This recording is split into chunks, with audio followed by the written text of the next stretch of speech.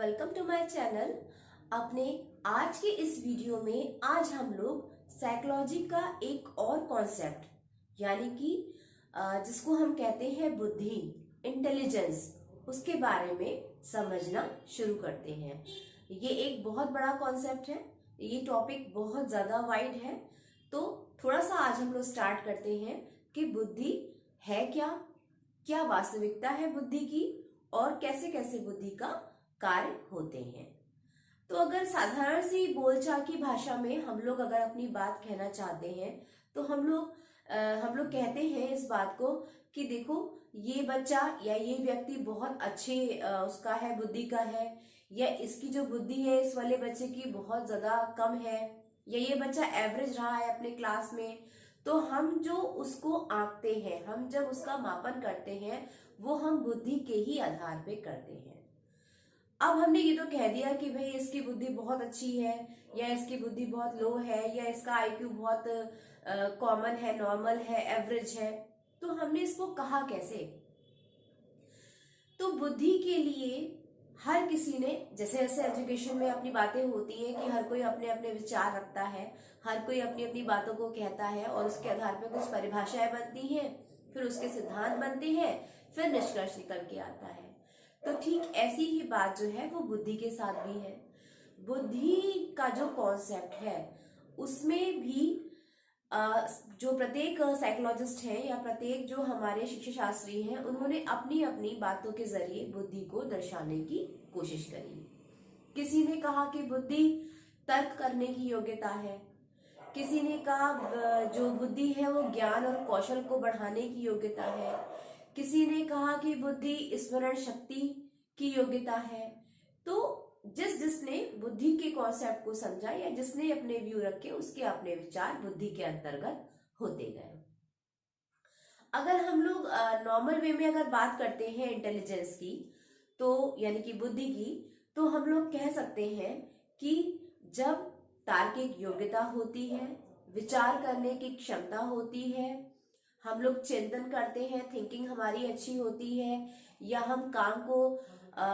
जब हम उसको स्मरण करते हैं, रिमेम्बरिंग जो हमारी होती है, और जो भी हमारी गेन करने की क्वालिटी होती है,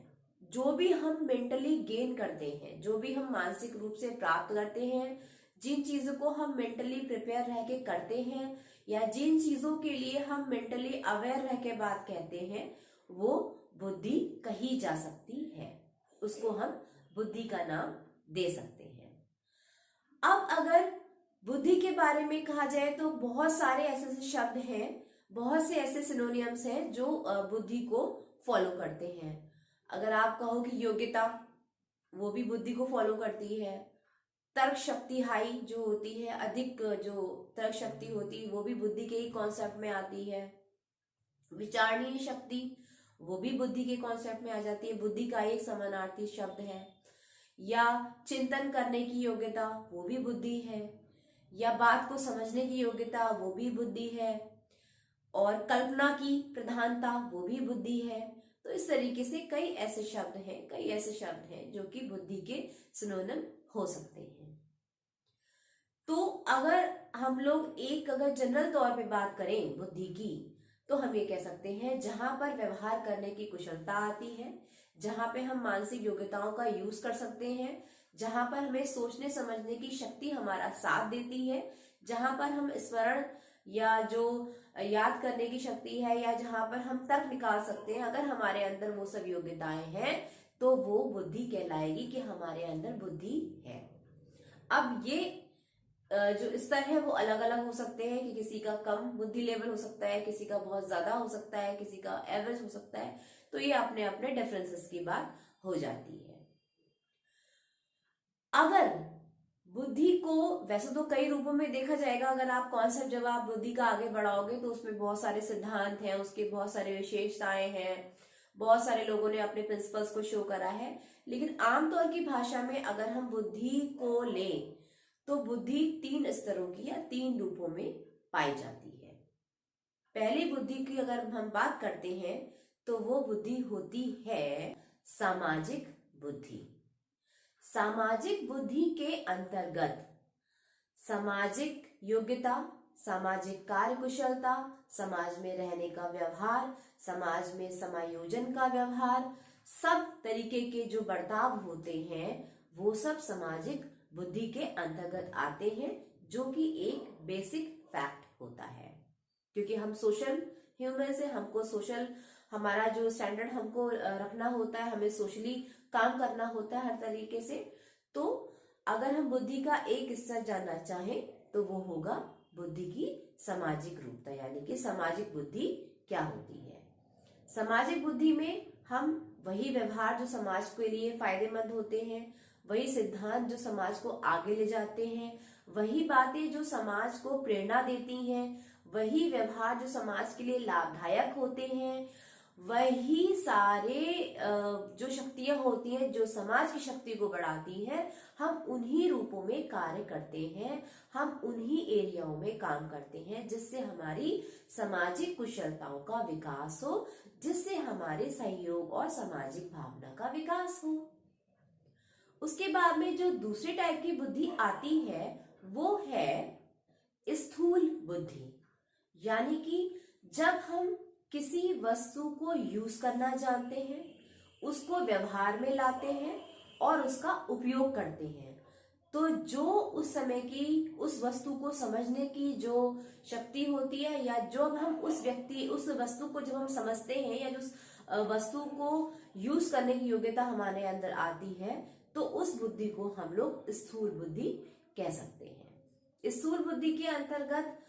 कोई भी हम जो दैनिक, जो हम डेली यूज में जो हम बातें करते हैं, जितनी भी हम वस्तुओं का यूज करते हैं, उन सब वस्तुओं का यूज करना, उनका उपयोग अच्छे से समझना। तो जो हम जितनी भी हमारी वस्तुएं होती हैं दैनिक जीवन में, जितनी भी होती हैं, उनको समझना, उनको यूज करने की जब शक्ति हमारे अंदर होती है, तो ऐसी बुद्धि को हम लोग स्थूल बुद्धि कह सकते हैं, जिनसे हमारी आवश्यकताओं की पूर्ति होती है उस टाइप की वस्तुओं के द्वारा। तीसरे टाइप की जो बुद्धि होती है उसको कहते हैं हम लोग अमूर्त बुद्धि। अमूर्त बुद्धि के अंतर्गत जनरल सी जो बात है उसमें हम लोग मैथमेटिक्स, तार्किक योग्यता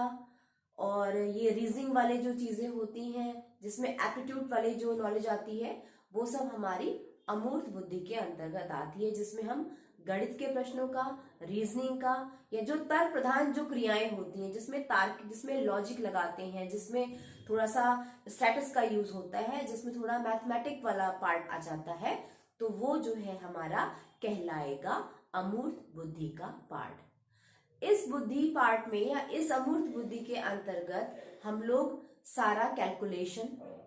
सारा स्टैटिक्स का जितना वेरिफिकेशन होता है वो, न्यूमेरिकल्स, रीजनिंग, टीचिंग एप्टीट्यूड या जनरल एप्टीट्यूड, इस टाइप की बातें हम लोग उसमें लाते हैं, और उसको सॉल्व करने की पावर, उसको समझने की पावर, वो सब जब हमारे अंदर होती है तो हम लोग कहते हैं कि हमारे अंदर अमूर्त बुद्धि की योग्यता है। तो ये आमतौर की भाषा में तीन टाइप की बुद्धियों का जिक्र होता है, जिसमें है सामाजिक बुद्धि, फिर आया आपका स्थूल बुद्धि, और थर्ड आया आपका अमूर्त बुद्धि। इन बुद्धियों के आधार पे हम कुछ बातों को तीन भागों में विभाजित कर देते हैं। बुद्धि की और सारी बातों को जानने के लिए आप मेरे वीडियोस को यूं ही लाइक करिए, शेयर करिए, सब्सक्राइब करिए और देखते रहिए साइकोलॉजी का ये नया कॉन्सेप्ट बुद्धि, और अपने ज्ञान को बढ़ाइए।